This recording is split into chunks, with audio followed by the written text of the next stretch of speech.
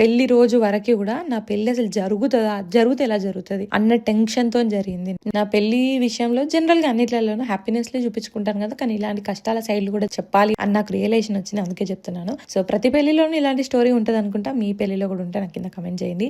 Basically నా పెళ్లికి వారం 10 రోజుల ముందు మా నాన్నమ్మ సడన్ గా హెల్త్ పాడై ఐసీయూలో ఉందన్నట్టు. సో తను ఉంటదా ఉండదా అనే సిచ్యువేషన్ కూడా ఉండే. డే బై డే పెళ్లి దగ్గరికి వస్తున్నా కొద్దీ ఇంకా హెల్త్ పాడవుతా ఉండే. కానీ అప్పటికే పెళ్లి పనులు అయిపోయి అమెరికా నుండి కార్తిక్ పెళ్లి కోసం మన ఇండియాకి వచ్చి పత్రికలు ఎవ్రీథింగ్ రెడీ అన్నమాట. సో సిచ్యువేషన్ ఎలా ఉండే అంటే, మా డాడీది ఒక దిక్కు తల్లి అలా చావు బ్రతుకుల మధ్య, ఒక దిక్కు బిడ్డ పెళ్లి, అండ్ తోడుగా మా పెద్దనాన్నలు ఇద్దరు లేరు. సో ఒంటరిగా మా డాడీ ఎంత ఇబ్బంది పడ్డాడో, ఎంటర్ ఫ్యామిలీ ఎంత కష్టపడ్డామో ఆ టైంలో. ఆ స్ట్రెస్ బిహైండ్ ముందు ఎంత నవ్వినా వెనకాల అన్ని, ఒక కాల్ వస్తే మా డాడీ టెన్షన్ ఇక్కడ నుండి డాక్టర్ దగ్గర ఏం వినాల్సి వస్తుంది అని. బట్ నన్ను ప్రిపేర్ చేసారనమాట. అమ్మాయి పెళ్లి కాబట్టి ఏదైనా జరిగినా అమ్మా నాన్న చెల్లి తమ్ముడు ఉండకుండా నీ పెళ్లి అయితే జరుగుతుంది అని ప్రిపేర్ చేశారు. కానీ ఎవరికి అలా చేసుకోవాలని ఉంటుంది. మేమేమైతే పెళ్లి అయ్యేంత వరకు కూడా ఇట్లా పానాలు చేతిలో పట్టుకొని ఉన్నాం. మా నాన్నమ్మ కూడా నా పెళ్లి కోసం అలానే ఉంది అని నేను అనుకుంటున్నా. అందరు కూడా అదే అని ఉండే. సో తర్వాత ఏం జరిగింది అసలు అదంతా కూడా నేను ఫుల్ బ్లాగ్ లో పెట్టాను, వెళ్ళి చూడకపోతే చూడండి.